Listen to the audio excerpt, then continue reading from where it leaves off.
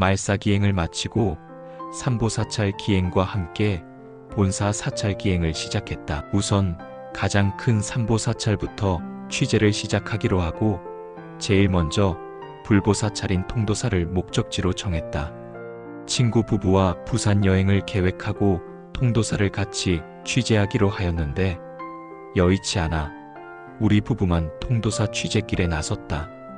경상남도 양산의 영축산 자락에 부처님의 진신사리를 모신 금강계단이 있어 삼보사찰 중 불보종찰로 불리는 조계종 15교구 본사 통도사는 길쭉한 가람배치가 특이하고 부속 암자가 아름다운 곳 7대 총림 중에 하나인 영축 총림이다. 우리나라에서 제일 큰 3대 사찰답게 초입부터 늘어진 소나무들의 정취가 예사롭지 않다. 산문을 지나 드러나는 일주문이 내방객을 맞이한다. 통도사는 걸어 들어가는 무풍한 송로가 가장 아름다운 곳으로 선정될 정도로 관광명소인데 울창한 소나무들이 장관을 이룬다. 소나무가 우거진 이곳의 풍광은 통도사의 멋이기도 하고 한국을 대표하는 아름다운 절이라는 표현을 공감하게 만든다. 현존하는 일주문의 영축산 통도사 현판은 대원군의 필적이며 기둥 좌우에 불지종과 국지대찰이라는 주려는 근대 명필가 김규진의 글씨이다. 현판을 보고 있자면 가운데에 글자인 도는 길을 뜻하는 도가 아니라 법을 뜻하는 도를 사용한다는 것을 알게 된다. 그러니 통도는 일반 중생들 지레짐작의 길이 통한다라는 의미보다는 결국 승려가 되고자 하는 자가 해탈의 경지에 이르고 싶다라는 출가 발언을 되짚는 말이다. 이곳을 통해야 승려가 된다 하여 통도사라 불리었다 한다. 이 절이 위치한 산의 모습이 석가모니가 설법하던 인도 마가다국 왕사성에 있는 영축산의 모습과 비슷하다 하여 산의 이름 또한 영축산이라 붙였다고 한다. 사찰의 역사를 살펴보면 선덕 여왕 때 자장율사가 창건한 것으로 전해진다. 진골 귀족 출신으로 태어나 부모를 여인 뒤 출가하여 멀리 당나라에 유학하여 금난가사와 석가모니의 사리 백과를 가지고 귀국하여 이곳에 봉안함으로써 부처님의 진신사리가 있어 불보사찰로 불린다. 이에 자장율사는 통도사를 세우고 계단을 만들어 사방에서 오는 사람들을 받아들였다. 통도사 계단에는 당나라에서 가져온 석가모니의 진신사리를 봉안하니 제일정멸보궁의 위상을 가지고 있다. 금강계단에 진짜 부처인 진신사리가 안치되어 있으므로 대웅전에는 부처의 모형인 불상을 만들지 않았다. 흔히들 계단이라 하여 오르내리는 용도를 생각하기 십상이지만 통도사 금강계단의 계단은 승려가 계를 받는 제단을 의미한다.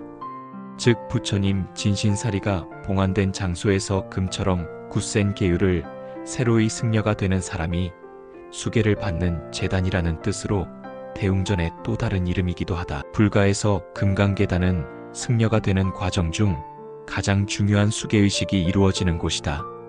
부처가 항상 그곳에 있다는 상징성을 띠고 있는 것이다. 우리나라의 전통적인 금강계단 양식인데 가운데에 종 모양의 석조물을 설치하여 보관하고 있다.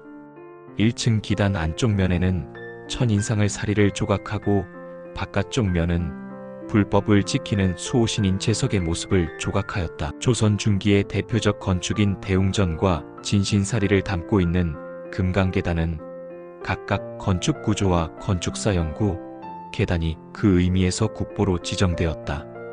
통도사 법당 대웅전은 지붕이 앞면을 향해 T자형을 이룬 특이한 구성을 갖추고 있어 무척이나 특이하다. 하나의 법당이지만 방향에 따라 다른 이름을 품고 있다.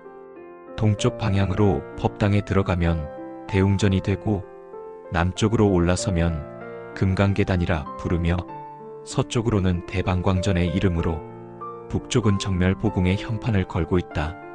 지금 건물은 임진왜란 때 불에 탄 것을 조선 인조 때 다시 지은 것이다.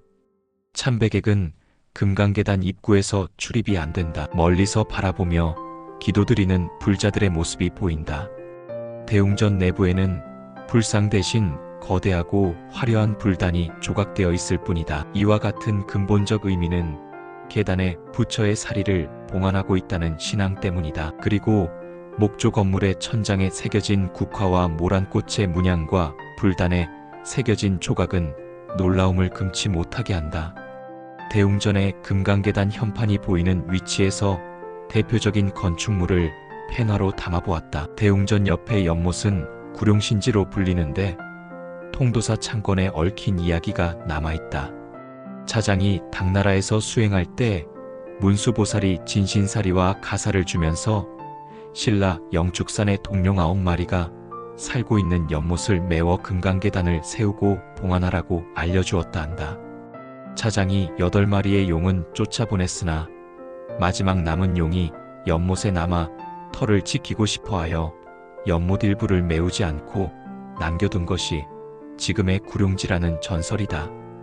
현재도 금강계단 옆에는 구룡신지의 자그마한 상징적 못에 비단잉어들이 한가로이 논일고 있었다.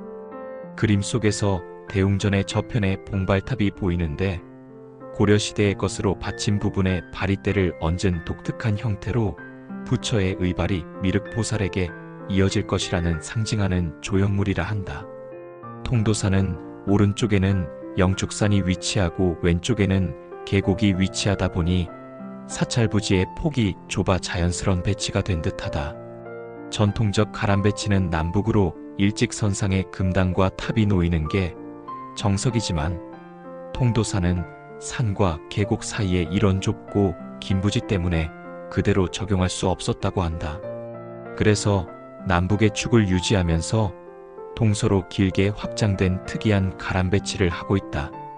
통도사는 하로전, 중로전, 상로전으로 나뉜 상중하 방식이 특징인데 창건 당시부터 이렇게 건립되었다고 한다. 하로전의 크기가 제일 크고 그 다음이 중로전, 상로전으로 갈수록 크기가 작아지며 부처님의 진리에 닿고자 한다는 의미가 있다고 생각된다. 상로전은 불이문을 지난 후 나타나는 금강계단과 대웅전을 비롯하여 응진전, 명부전, 삼성각, 산신각, 일로양각으로 구성된다. 중로전은 천왕문 이후 배치된 건물들로 관음전, 용화전, 대광명전, 장경각, 해장보각, 황화각, 감로당, 원통방, 화엄전, 전양각 등을 들 수 있다. 하로전은 일주문 이후 드러나는 건물들로 영산전, 극락전, 약사전, 만세루, 영각, 범종각 등이 있다. 이러한 배치 방식은 하로전 일대의 건물군이 가장 짜임새 있게 배치되었음을 말하는 것이고 동시에 이곳 일대의 법당들의 중요성을 드러낸 것이다. 그 중심 건물은 영산전인데 건축물의 수려함이 어느 법당에 비할 바가 안 될 정도의 멋스러움이 있다. 건물들은 조선 중기 이후 것이지만 금강계단 상부의 석종형 부도를 비롯하여 극락전 앞에 3층 석탑, 배례석, 봉발탑, 그리고 국장생석표 등은 모두 고려시대에 속하는 유물들로 세월의 멋이 느껴지는 것들이다. 국화 화분 4개를 사서 가족의 소원을 발언하며 소원지를 정성스럽게 써서 걸어놓았다 봄에는 홍매, 지장매의 개화를 담기 위해 많은 예술가들이 찾는 곳이라 하니 매화 필 때 다시 오리라 다짐하며 아름다운 절 통도사를 나섰다. 다시 올 때는 특히 산내 암자인 보타암, 취우암, 수도암, 서운암, 사명암, 옥년암, 백년암 코스의 암자 순례길과 안양암, 자장암, 서축암, 반야암, 극락암, 비로암의 암자는 하나같이 멋진 곳이라 하니 맘먹고 올라보리라 다짐한다. 도자기 대장경을 보관 중인 서운암과 정각과 조경이 아름다운 사명암은 반드시 둘러볼 계획이다.